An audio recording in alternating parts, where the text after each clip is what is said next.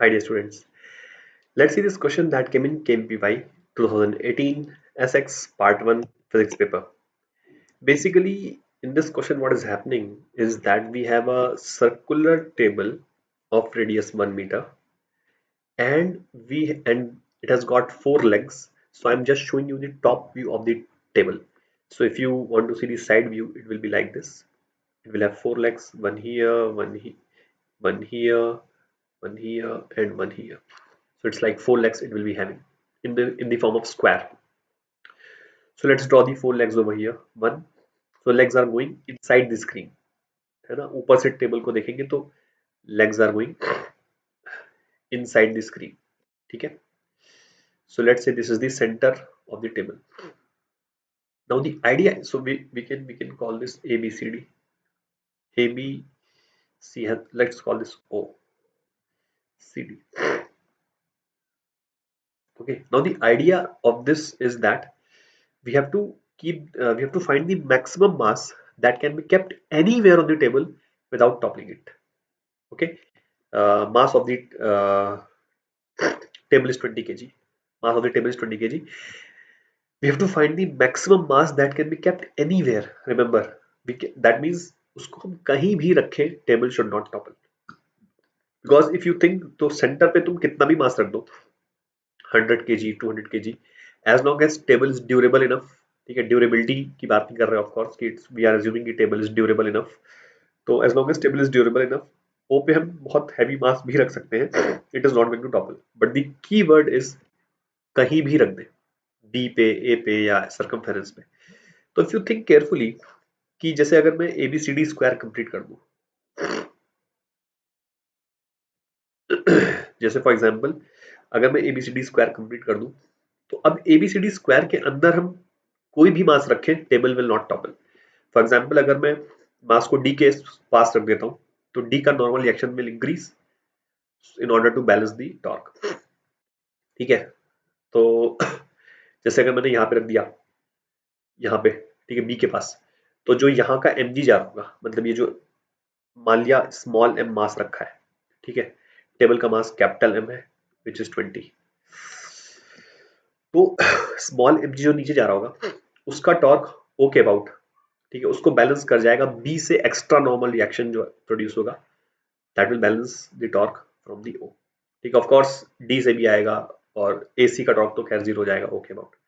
ठीक है. तो अगर हम एसी एक्सिस के अबाउट टॉर्क लें, तो आई एम टॉकिंग कि बी एम जी का जो ये जो बी से एक्स्ट्रा नॉर्मल रिएक्शन आएगी, वो ओ एसी एक्सिस के अबाउट एम जी का टॉर्क बैलेंस कर जाएगी.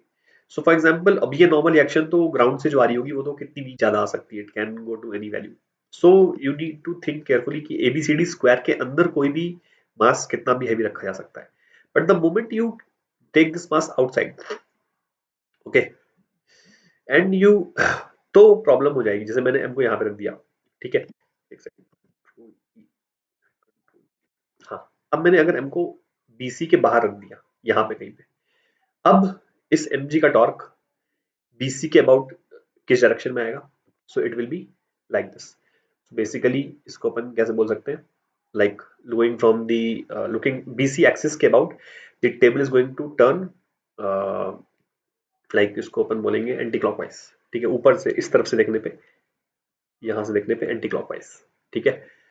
तो अब तो इसका मतलब अगर हम इस m को इधर रखते चले गए, मतलब और खिसकाते चले गए, यहाँ पे रखते चले गए, तो मैक्सिमम टॉर्क प्रोड्यूस करेगी बीसी के अबाउट. ठीक है. तो बीसी के अबाउट मैक्सिमम टॉर्क कौन सा मास प्रोड्यूस करेगा? जो कि सर्कमफेरेंस पे रखा होगा, क्योंकि ये डिस्टेंस मैक्सिमम हो जाएगी.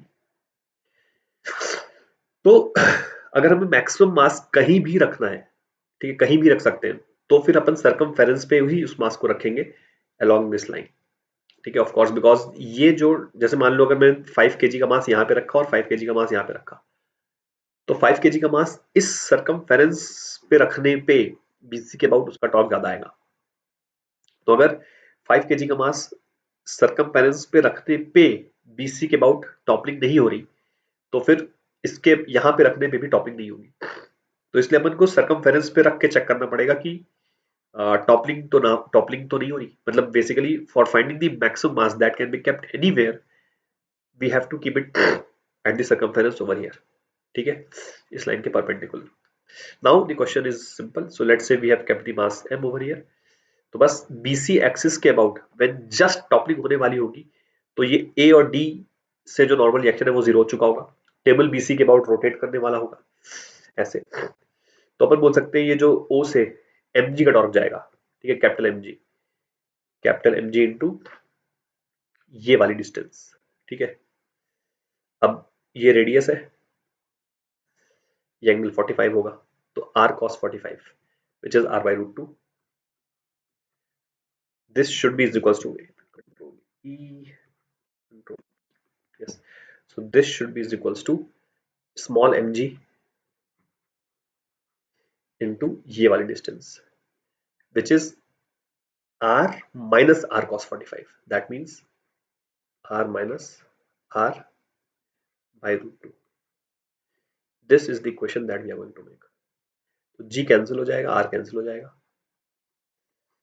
m by root 2 will be is equals to m into 1 minus 1 by root 2. यहाँ से we can get the value, as you can see कि m की वैल्यू आ रही है, इसको रूट 2 से दोनों साइड मल्टीप्लाई कर देंगे तो m upon root 2 minus 1, so this will be 20 upon root 2 की वैल्यू 1.414 होती है, so this will become 0.414.